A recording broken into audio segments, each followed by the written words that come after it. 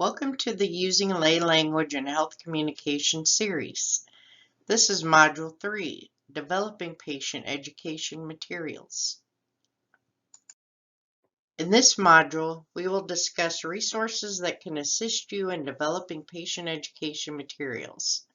In particular, we will look at several plain language tools, review best practices for formatting and writing patient education materials, using or modifying existing materials, and 2 tools to help you develop and revise materials.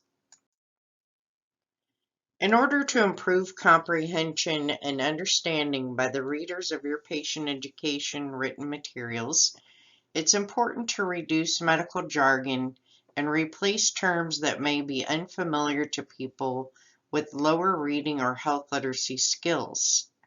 Using short, simple words and short sentences can improve readability of printed health education materials. At times, it's important to introduce medical words or concepts to your audience. Providing a definition the first time a term is used is considered good practice.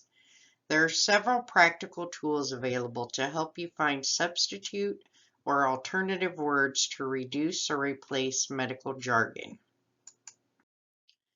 The Plain Language Medical Dictionary from the University of Michigan can be used to look up substitutions for medical words or phrases, and is also available as a widget, which can be embedded in your website. For example, typing in the word patella results in kneecap as a suggestion. The Centers for Disease Control, or CDC, has a useful tool called Everyday Words for Public Health Communication that is searchable and lists frequently used terms in public health materials and their common everyday alternatives in plain language sentences. Original sentence examples come from the materials on cdc.gov. The site itself cautions users that it may not be enough to delete jargon and substitute an everyday word in materials for the non-expert public. You may have to rewrite the entire sentence or sentences and use multiple techniques. As a rule, you help readers when you write short sentences, use active voice, and use everyday words and pronouns when appropriate. A resource that can be useful for seeing before and afters is plainlanguage.gov. The federal government enacted the Plain Writing Act of 2010, which requires all government information and services issued to the public be written clearly. Examples in many industries, including health, are available. For words that are not necessarily health or public health related, we recommend that you use a Thesaurus for finding synonyms, related words, or examples for word substitutions. There are many free online, but we use one frequently that's called Thesaurus.com.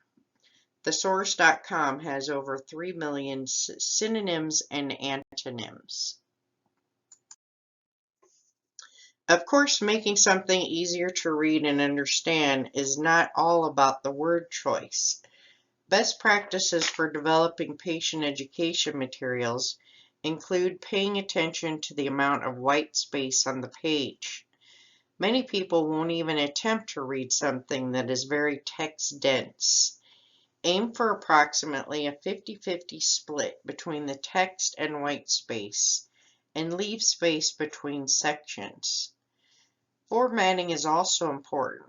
Font size should be at least 12 point, and common fonts such as Arial or Times New Roman should be used. The use of bullet points, bolding, visual separation of subtopics can emphasize important points and help your readers understand your messaging and take action based on that information. An important thing to consider when trying to make your writing easier to read is the use of active voice. Active voice is when the doer of an action is the subject of the sentence. Passive voice is when the person or thing acted upon is the subject of the sentence. An easy and fun way to determine if you're using passive voice is by inserting by zombies right after the verb in your sentence. If the sentence still makes sense with the addition, it's passive voice. An example: the doctor met with the family of the patient. The doctor met by zombies with the family of the patient. This is active voice because it doesn't make sense. The form needs to be processed by zombies before the prescription can be dispensed by zombies. In this case, who's doing the processing and dispensing? There's no subject, so it's passive voice. For those working within a healthcare system or other clinical practice, institutions often provide access to information for patients through their patient portal or electronic health record, such as Epic, with their patient portal, MyChart.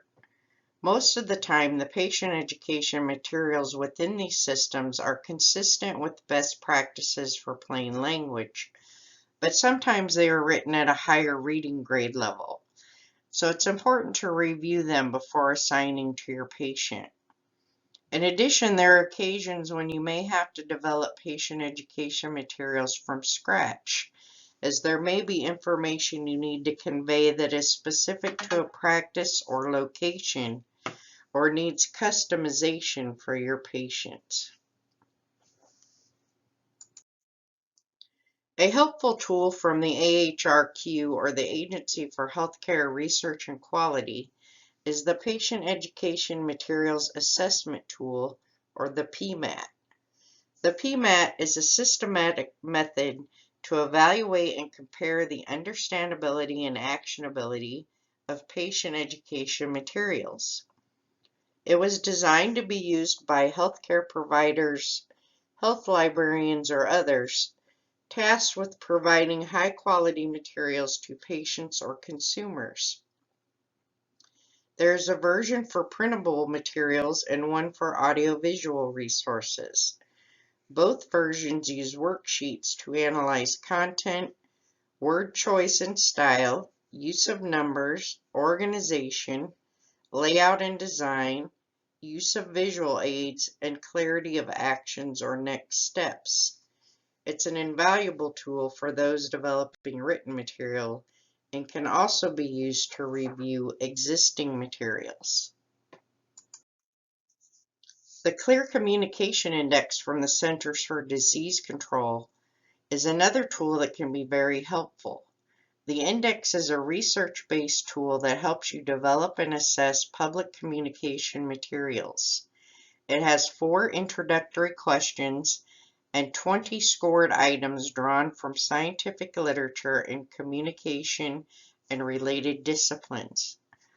The items represent the most important characteristics that enhance and aid people's understanding of information.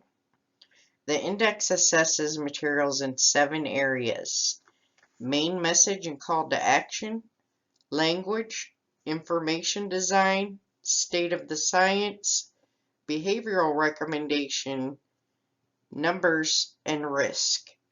Once you're familiar with the index, you can score material in about 15 minutes. It's good to use both before and after developing materials so you can ensure that your messaging is effective. So some key points to remember from this module: removing medical jargon and replacing with plain language terms increases patient understanding. Best practices for written materials include using short, simple words and sentences, considering formatting features such as bulleting and white space, and using active voice. And there are several free tools to assist in developing and revising patient education materials.